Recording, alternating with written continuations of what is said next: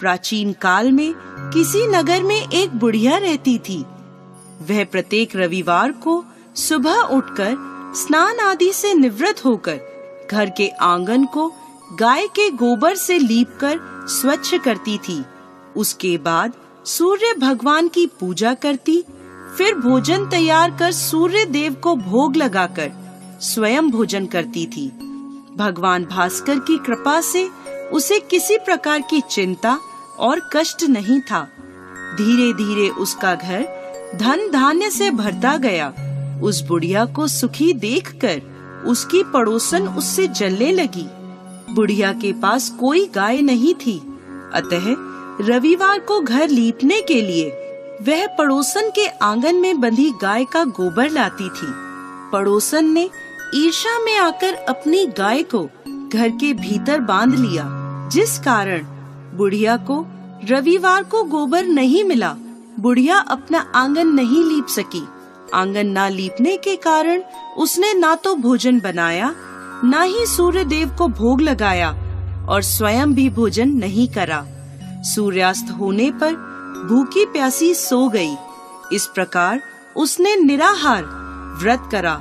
रात्रि में सूर्य भगवान ने उसे स्वप्न में दर्शन दिए और उन्होंने भोग न लगाने का कारण पूछा, तो बुढ़िया ने बहुत ही करुण स्वर में पड़ोसन द्वारा घर में गाय बांधने और गोबर न मिल पाने की बात कही। सूर्य देव ने अपने भक्त की परेशानी का कारण जानकर उसकी परेशानी दूर करते हुए कहा, माता, मैं आपकी भक्ति से प्रसन्न हूँ। मेरा व्रत करने और कथा सुनने से निर्धन को धन और बांझ स्त्रियों को पुत्र की प्राप्ति होती है। इसलिए मैं आपको एक ऐसी गाय देता हूँ जो सभी इच्छाएं पूर्ण करती है। स्वप्न में बुढ़िया को ऐसा वरदान देकर भगवान सूर्य अंतर्ध्यान हो गए। प्रातःकाल सूर्योदय से पूर्व उस बुढ़िया की आंख खुली तो अपने घर के आंगन में एक सुंदर गाय को देखकर वह हैरान हो गई। पड़ोसन ने उस बुढ़िया के आंगन में सुंदर गाय को देखा तो वह उससे और अधिक जलने लगी। जैसे ही गाय ने सोने का गोबर किया, पड़ोसन की आंखें फट गईं। पड़ोसन ने उस बुढ़िया को आसपास न पाकर तुरंत उस गोबर को उठाया और अपने घर ले गई तथा अपनी गाय का गोबर वहां रख आई।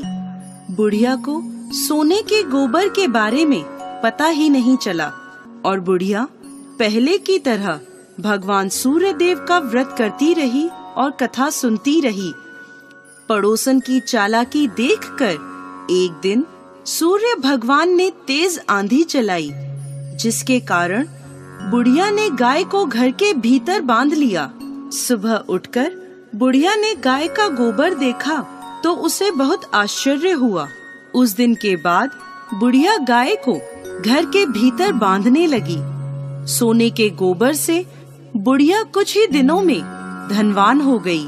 अब पड़ोसन बुरी तरह जल भुनकर राख हो गई।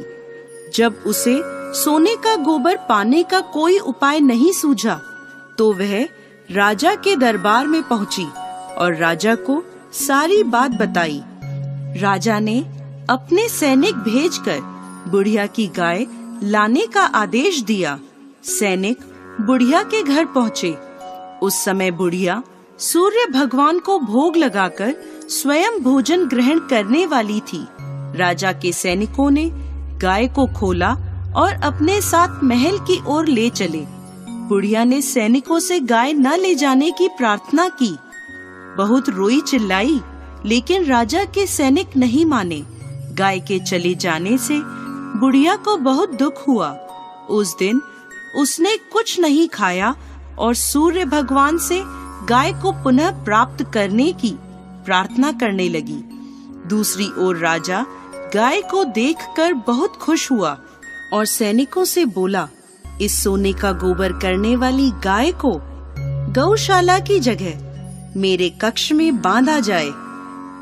सुबह जैसे ही राजा उठा, सारा महल गोबर और बदबू से भरा देखकर राजा घबरा गया। उसने सैनिकों से गंदगी साफ करने को कहा परंतु गोबर साफ ही नहीं हो रहा था। जितना साफ करते वह उतना ही फैल जाता। यह देखकर राजा क्रोधित हुआ और उसने पड़ोसन को राजमहल में बुलवाया और उसे दंडित किया। इसके बाद राजा ने तुरंत बुढ़िया को महल में बुलवाया और उससे क्षमा मांगते हुए सम्मान सहित गाय लौटा दी। तत्पश्चात राजा के महल से सारी गंदगी दूर हो गई। तब बुढ़िया ने राजा को रविवार के व्रत की और भगवान भास्कर द्वारा गाय दी जाने की सारी बात बताई। राजा ने अपने राज्य में घोषणा कराई कि सभी स्त्री पुरुष रविवार का व्रत किया करें।